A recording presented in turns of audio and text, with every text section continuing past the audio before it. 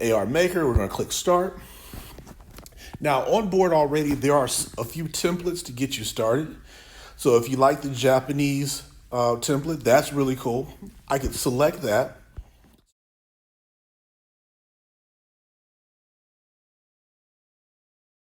Started. And the first thing it's going to do is scan the environment. I'm going to turn my iPad to find flat spaces where I can create an AR environment.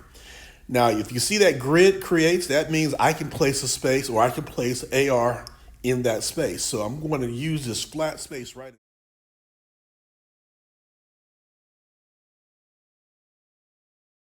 in front of me. And now I've chosen that. So now to my left, you'll see that there are creatures that I can put into this space and buildings as well. So I'm going to start off with this pagoda. I'm going to put that, and you see how it places itself. I'm going to select it. I'm going to zoom it out. And I'm going to, when I'm satisfied with its placement, I'll click place and select it there. Now you'll notice my floor is a little bit different. It actually rose up from where it was initially, and that's because it's even with this side of the room where these tables are. So I'll push those out just so I can get a little bit more level playing field. So what I'm going to do now is I'm going to stop, and I'm going to start that over again. So here, a little bit more level. I'll shrink it. I'm going to place it right there. Boom. So now I can move my camera about and we can walk around this. And oddly enough, it's there. It's a two-dimensional shape, but it's in our space. Okay. And so now I'm going to go ahead and place a robot figure. Looks sort of like Gundam, if you're familiar with that old nerdy stuff. I'm going to put this Gundam figure right here in front of it. Maybe he's protecting it. I'll make him a little bit smaller than the pagoda, and I'll place him there. Boom. So that's his position. So here, now I have a story that I can start. So in the land of Japan, there was a mighty pagoda protected by the guardians of the universe, or the guardians of the garden. So, you can easily tell your story just by using this. I'm going to go ahead and throw Godzilla in there. And they probably won't say that this is Godzilla, but, he's a big part of Japanese lore. I'm going to put him there in a very adversarial position.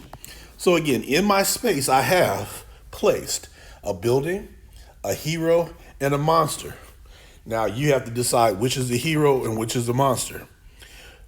Now, let's just throw a softball in there. Maybe this is an arcade.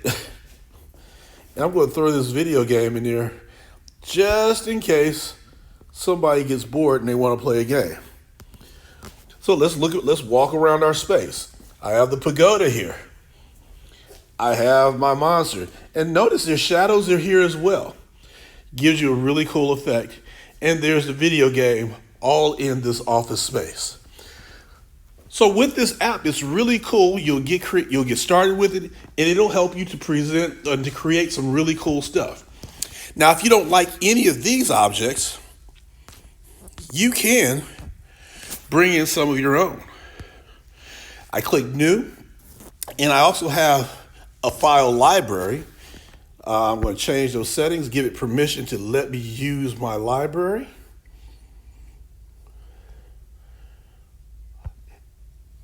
And then, once I give it permission to use my library, go back to AR Maker. Oh man, I messed up that scene. Crap. Make sure you give it permission to use your library before you start.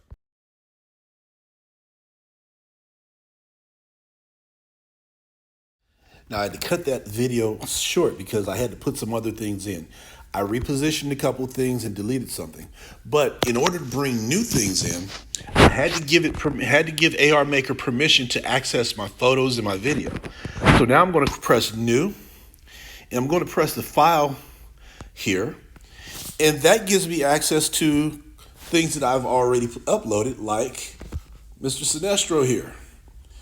So I'm going to use Sinestro And he's going to be now in here as one of my selections to put into my scene. Here he is, Sinestro.